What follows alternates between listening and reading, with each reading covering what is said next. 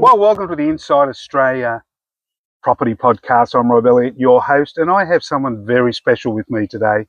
Yes, her name is Melissa. She is from Reno for Profit, and I thought, well, why not? Let's get some people on and talk about renovating your home before you move in, after you moved in, and maybe getting ready for sale. So good morning and welcome to the podcast. Hi, Rob. Thanks for having me. So tell us a little bit about your business.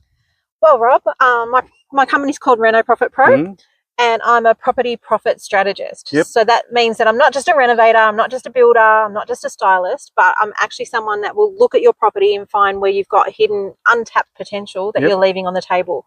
And especially in today's day and age, you can be leaving six figures on the table going to market in an as-is condition. I know as a buyer's agent, I love going into a property that hasn't been renovated. Yep. And I can see all the potential. And quite often the real estate agent can't see the potential, let alone the vendors. True. So, and sometimes you go into people who have had the property for 20 or 30 years, have done nothing to it. And it costs some money, just a little bit of paint, a little bit of spruce up here and there. Yeah. Can mean sometimes up to $100,000. Correct. What do you do when you're looking at a property and someone says, how much, I don't have a lot of money to spend. Why should I spend some money doing it up, and what's the payback for me? Okay, so in today's market especially, the last few years has been a hot selling market. So there were sins forgiven in houses because of supply and demand, and people would take it on. Now, it's not 10 years ago that people see a renovation as an opportunity. They actually see it as a liability. Yep. They're scared of trades, they're scared of downtime, they're scared of money, and they'll walk into a property now that the market's shifting that little bit, they'll actually walk in and see it as a full liability, and they'll add $10,000 to every job or $20,000 to every job. So it's straight away they get up to $100,000, $150,000 that they're going to negotiate down on your asking price because they're scared. And people want to walk in these days. People have high expectations. They want to walk in, they want to set their bed up, put their clothes in their wardrobe and go on living and go, I'm in my new house. Do you think that's because a lot of the younger generation don't know the end of one hammer to another? Oh, of course. And they're also entitled as well. Oh, wow, that's a great way to endear yourself to our podcast, people. I say that nicely because I have 3 adult children as well, and they've grown up in great houses with en-suites and 3 lounge rooms. I think my son who lives in Zetland, as a renovator, he's a good cook. Yes. Well, that's good. Yep. In other words, not a hope in hell. Hi, Daniel. How are you, buddy? So I don't say that to be mean, but it's just like they have high expectations. Yeah. They don't want just a house that's a doer-upper or something that they have to work. And they're working really hard too. Like the young generation are pulling 40, 50 hours a week. They don't want to come home and do a renovation that's going to turn into 2 years. So if someone's got a, say, $1.1 million home, which is the average price in outer Western Sydney, yes, and they're looking to bring it to market, what do you think is a good budget they should work on for an average home to bring it up to scratch where people can actually say, oh, well, I want to buy this place? Generally, it's like we keep it capped at 10% of what your pre-evaluation is, and then that way we know we're not over-capitalising. Yes. And that can be done strategically. So sometimes if you call a builder first, they'll go, okay, yeah, let's do a brand new kitchen, new bathroom, and that's going to cost you $80,000. Correct. And that might not elevate your property in your suburb for your demographic $80,000 more. Whereas if we actually look at the whole house and how people live these days and what their expectations are, we could maybe spend 20 to 50 and elevate you 100 to 150. Yeah, I remember going into a property in Elderslie, which is like an enclave, a small suburb at the back of Camden in New South Wales. And I saw the property before it was done up, and it wasn't staged either. And the agent said, we can't sell it. We're going to do a bit of a tart up to it, as he called it. We're going to stage it and come back in 3 weeks. They got $100,000 more. Yeah. They spent, I think, $15,000 on tarting it up and $5,000 or $6,000 on staging, and they got $100,000 more. Yeah, that's amazing. And the person who did that one, they did the styling and the upgrades to match the art of the house. So they didn't do ultra modern in a house that was the 1960s. That's right. You can't cookie cutter and go, this is the flooring, this is the paint colour, this is everything that we use for every individual house. Because each house has a story and a personality. Yes. So you have to bring that personality out in that house. Can someone use your services if they've bought a house and they've just gone, oh, I don't know how, I can't manage, I need a new kitchen, or I need to do some work very quickly. Is that something you can do as well and help them get it up? Of course. Renovating to sell compared to renovating to stay is a different concept. So if you're doing that, then yeah, I'll work with your personal tastes of what you want, but also show you strategically, because one day you're going to sell. So you don't still want to overcapitalize on your house. Yep. But definitely, yeah, I am an interior decorator and love design. So yeah, that's all my fun part. Yes. So definitely can help you with that, but it is a different strategy. So we're sitting in the back of Camden at the moment. You can hear people listening. You can hear the kookaburras and the galahs going off. And this is a typical area where a lot of the homes are now pushing 40, 50 years old. Yeah. And a lot of people are now transitioning, they're downsizing, they're upsizing.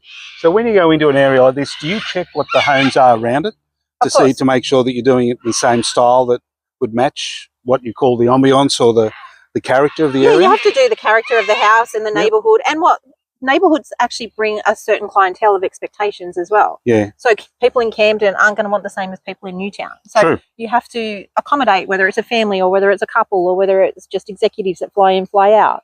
They all have different needs and they live differently. So their houses have to accommodate that as well. Well, let's be honest. The people in Newtown, their whole house could fit in a double garage out here. Correct. If someone asks you, Mel, what's the two or three quick tips I could do if I'm looking to bring my house to market? What are 3 things I should look at? And what are 3 things I should spend money on that are going to give me the best and the quickest return? Definitely floor plan and functionality of a house. If people want open plan living. Yep. If that's not happening and it's quite boxed off, people don't like that.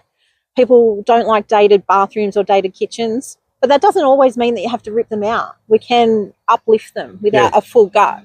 So people want to feel like that they're getting a new house, even if it is an older house. Like everyone wants a brand new shiny house. They do. But no one wants to wait 18 months, 2 years, or go through the planning or the high expense of it as well. So if you can have an older house, it's generally way bigger. Bedroom sizes are bigger, lounge rooms are bigger, land's bigger, and have that new and living of what we have these days, it will sell like hotcakes. I actually did some case studies in the last couple of weeks since the budget, since everything else, and houses in the same suburb, same floor space, land space and everything like that, and ones that put effort into promoting what it looked like, nearly $300,000 difference. Wow. Sold in the same week by the same agents even.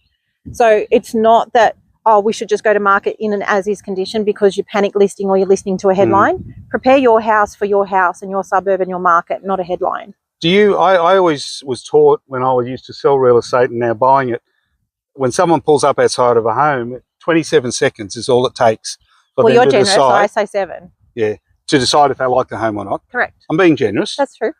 You do the insides. Do you also look at the outsides and say, look, you might need to do some painting on those architraves? Definitely. And you may need a new door, that type of thing? Yep. So full presentation. So it is 7 seconds. Like 27 seconds is very generous. 27 seconds, maybe they've not even got out of the car and they've kept going. Yes, that's true. I've seen them do that. Yeah. So we all pull up and have a first impression. Yes. So it's just like, if you have weeds everywhere and an overgrown garden and your garbage is at the front door, people are going to be like, what am I walking into? That they're going to walk in with hesitation and things like that too. You have to give them the like, oh, wow, this is like, oh my God, I could see us living here.